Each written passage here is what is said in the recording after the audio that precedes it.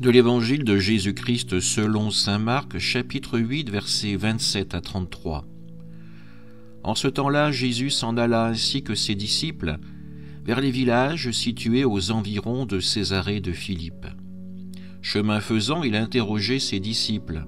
« Au dire des gens, qui suis-je » Ils lui répondent « Jean le Baptiste, pour d'autres Élie, pour d'autres un des prophètes. » Et lui les interrogeait.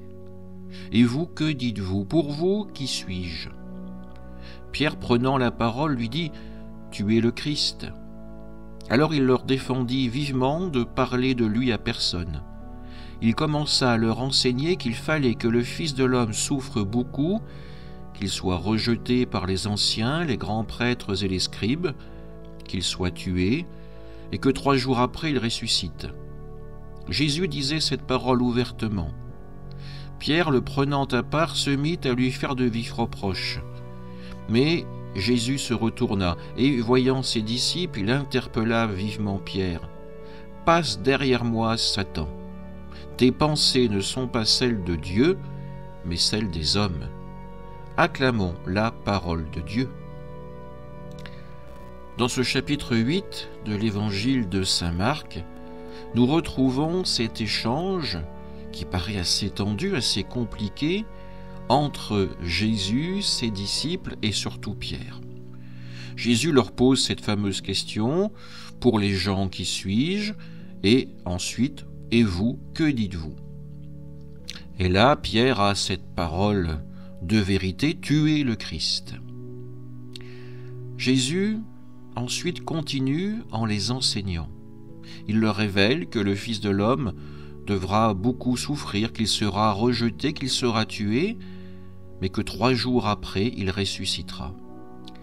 Et nous voyons Pierre interpellé par cette révélation. Il a du mal à l'assumer, à l'accueillir, et il fait des reproches à Jésus. Jésus se retourne, il voit Pierre, il voit les disciples aussi, peut-être consternés par cette scène, et à ces mots durs envers Pierre, « Passe derrière moi, Satan, tes pensées ne sont pas celles de Dieu, mais celles des hommes. » Bien sûr, nous pourrions condamner Pierre. Pierre n'est pas encore capable d'accueillir le message de Jésus, il doit encore se convertir, il n'est pas encore digne de suivre son maître. Mais si nous mettons cette scène de l'Évangile en perspective de la vie du chrétien, du catholique, alors nous pouvons aussi la comprendre différemment. Nous recevons l'Église comme le cadeau que Jésus nous fait afin que sa parole, ses sacrements puissent toujours être vécus par ceux qui le désirent. Et depuis de nombreuses années, nous avons des révélations dérangeantes sur l'institution. Oui, des crimes ont été commis, des comportements hautement inappropriés ont eu lieu. Et le chrétien, le catholique en est blessé. Il préférerait peut-être, comme Pierre, ne pas avoir à entendre cette vérité. Pourtant, ce serait vivre dans le mensonge, ce serait vivre dans l'illusion, dans l'artificiel.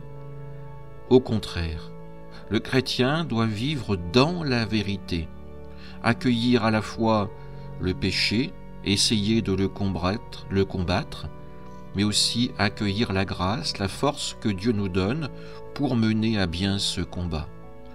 Nous sommes comme Pierre, nous avons encore besoin de la force du Christ pour accueillir la vérité entière et mettre nos forces dans ce grand changement que le Seigneur nous demande, vivre une conversion véritable et vivre de l'Esprit.